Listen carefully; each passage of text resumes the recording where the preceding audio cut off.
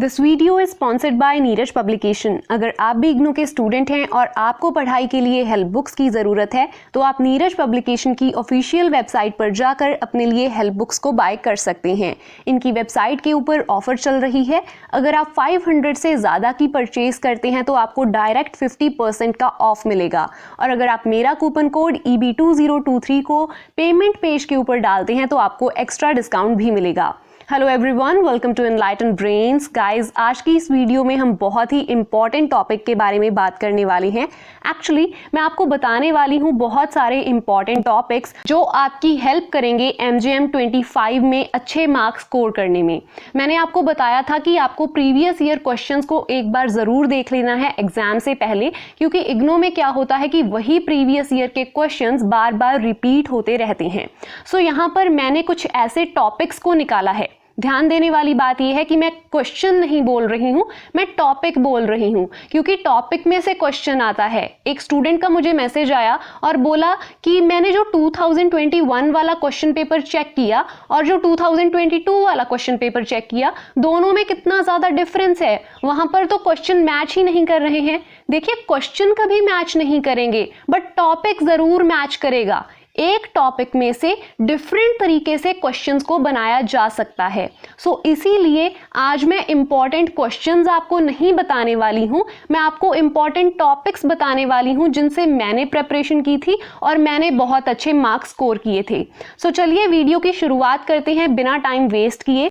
But उससे पहले मैं आपको 2 पॉइंट्स बताना चाहती हूँ। देखिए, आपकी बुक में बहुत सारी डेफिनेशंस आपको मिल जाएंगी एंड मैं चाहती हूँ कि आप सारी डेफिनेशंस को लर्न कर लें। अगर आप एग्जैक्ट वर्ड्स में लर्न नहीं भी कर सकते हैं तो भी ट्राई कीजिए कि आप कुछ चीज़ें उसको समझ कर बेसिकली आप लर्न कर लें, क्योंकि डेफिनेशंस क्या होती हैं। मान लीजिए आपको एक क्वेश्चन आता है मीडिया एथिक्स के साथ रिलेटेड। अगर आप एक अच्छी डेफिनेशन वहाँ पर इंट्रो में ही लिखेंगे तो एग्जामिनर को लगेगा कि आपको बहुत कुछ आता है। सो इसलिए जितनी भी डेफिनेशंस हैं ट्राई कीजिएगा कि उनको आप लर्न कर लें। एंड आपकी बुक में जितने भी चैप्टर्स हैं कोशिश कीजिए कि उनकी आपको बेसिक नॉलेज हो, आपको आइडिया हो कि इस चैप्टर में इस पर्टिकुलर टॉपिक के ऊपर बात की जा रही है। फिर चाहे आप उसको थॉरोली रीड करें ना करें वो मैटर नहीं करता है, बट आपको एक बेसिक नॉलेज होनी चाहिए कि इस पर्टिकुलर चैप्टर में कहा क्या गया है।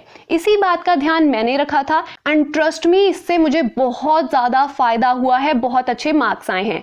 सो चलिए अब बात कर लेते हैं यूनिट नंबर 1 के कुछ इंपॉर्टेंट टॉपिक्स की। सबसे पहले तो आपको डेफिनेशन, जैसा कि मैंने आपको नोट्स में ही बता दिया कि डेफिनेशंस हर एक चीज़ की आपने याद करनी है। सो यहाँ पर आपको एथिक्स की डेफिनेशन पता होनी चाहिए एंड उसके बाद मीडिया एथिक्स इन इंडिया, कि इंडिया में मीडिया के एथिक्स क्या हैं और कौन सी ब्रीचेज मीडिया ने की हैं। फॉर एग्जाम्पल, जब कथुआ केस हुआ था I think in 2019 if I am not wrong, तो वहां पर मीडिया ने कितना उस केस को उछाला था। सो क्या क्या वहां पर ब्रीचेज हुई थी आपको ये पता होना चाहिए। एक गुड़िया केस भी हुआ था, ऐसे ही एक इंसान ने खुद को आग लगा ली थी, तो वहां पर भी मीडिया ने बहुत ज़्यादा प्रॉब्लम क्रिएट कर दी थी। वहां पर अच्छी रिपोर्टिंग वहां पर नहीं की गई थी, तो आपने उसके बारे में जानना है। एथिक्स क्या होते हैं एंड मीडिया का क्या हाल है इंडिया में, बेसिकली आपको वो पता होना चाहिए।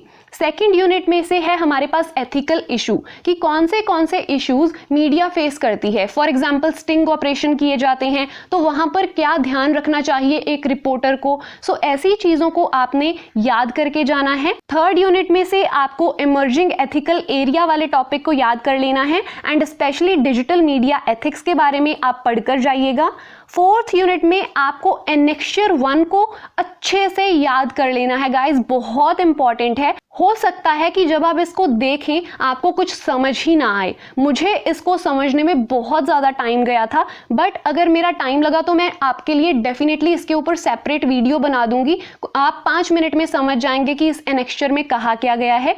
पेज नंबर 57 पर आपको एक एनेक्चर मिलेगा जिसमें बताया गया है copyrights granted by the creative commons. Commons. So ये आपने याद करके जाना है, इंपॉर्टेंट है, आ सकता है, इसमें से एक आधी बात आपसे पूछी जा सकती है। 5th यूनिट में से मुझे कुछ भी इंपॉर्टेंट नहीं लगा है, आप उसका जस्ट ओवरव्यू देख लेना। And I think 5th unit काफी आसान है, आपने 10th या 12th में उसके बारे में पढ़ा होगा। यूनिट 6 बहुत ज्यादा इंपॉर्टेंट है, आई थिंक इसका तो आप कोई भी टॉपिक मिस मत कीजिएगा, बट ये जो टॉपिक मैं आपको बता रही हूं ये तो आपने डेफिनेटली याद करके जाने हैं।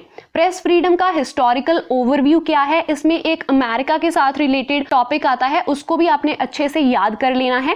Then law of defamation, journalistic defences under law of defamation. As a journalist आपको अपने डिफेंस के बारे में तो डेफिनेटली पता होना चाहिए, सो आपने इसको अच्छे से याद कर लेना है। ये ना सिर्फ आपके लिए एग्जाम पॉइंट ऑफ व्यू से इंपॉर्टेंट है, बट एज अ जर्नलिस्ट आपके लिए बहुत इंपॉर्टेंट है, आपकी लाइफ में काम आने वाली चीज है, सो ये आपने याद कर लेना है। यूनिट नंबर 7 में press council of India act 1978 एक इंपॉर्टेंट टॉपिक है।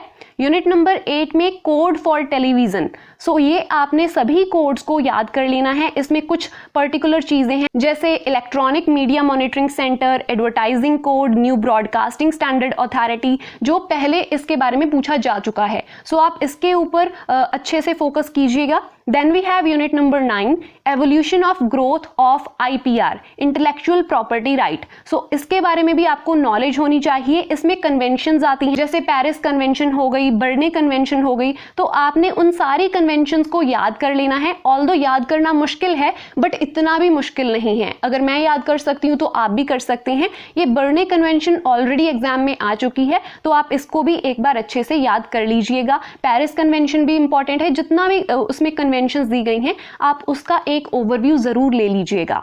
Next we have unit number 11। Unit number 10 again मुझे इंपॉर्टेंट नहीं लगी, अभी तक उसमें से कोई भी क्वेश्चन नहीं किया गया है। सो यूनिट नंबर 11 में international and national cyber laws के बारे में बताया गया है, आपने उस पर्टिकुलर टॉपिक को याद कर लेना है। Then cyber crime types and some cases, so cyber crimes के क्या क्या टाइप होते हैं एंड कुछ केसेस का केस स्टडी होगी, आपने उसको याद कर लेना है। Next we have unit number 13, इसमें एडवर्टाइजिंग कोड है, इसमें एक स्पेसिफिक टॉपिक आता है bodies governing advertising ethical in India, so आपने इसको भी अच्छे से याद कर लेना है।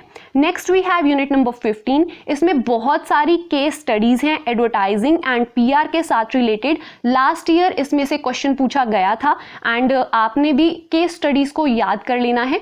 वैसे याद करने की जरूरत नहीं पड़ती है, काफी आसान होती हैं, आप उसको रीड करेंगे तो आपको पता चल ही जाएगा, कोई मुश्किल बात नहीं है किसी भी केस स्टडी को याद रख पाना। सो आपने इन टॉपिक्स को याद कर लेना है, इसके ऊपर फोकस जरूर करना है। एंड अब मैं इसमें एक डिस्क्लेमर आपको देना चाहती हूं, देखिए ये वो इंपॉर्टेंट टॉपिक्स हैं जिन्होंने मेरी हेल्प की है, एंड हो सकता है इसमें से कुछ टॉपिक्स ना आए या कुछ टॉपिक्स आ जाएं, तो आपने इसी के ऊपर डिपेंडेंट नहीं रहना है। ऐसा नहीं सोचना है कि हमने बस इतना इतना पढ़ लिया अब ये हमारे लिए काफी है। मैंने आपको स्टार्टिंग में ही बोला है कि आपने सभी जितने भी आपको चैप्टर्स दिए गए हैं उनकी बेसिक नॉलेज जरूर ले लेनी है, एंड किस चैप्टर में कौन सी चीज इंपॉर्टेंट है वो मैं आपको बता चुकी हूं। सो आपने इस बात का जरूर ध्यान रखना है। आई होप आपका एग्जाम बहुत अच्छा जाए। Thank you so much for watching. Please do subscribe this channel if you find this video useful. Thank you so much.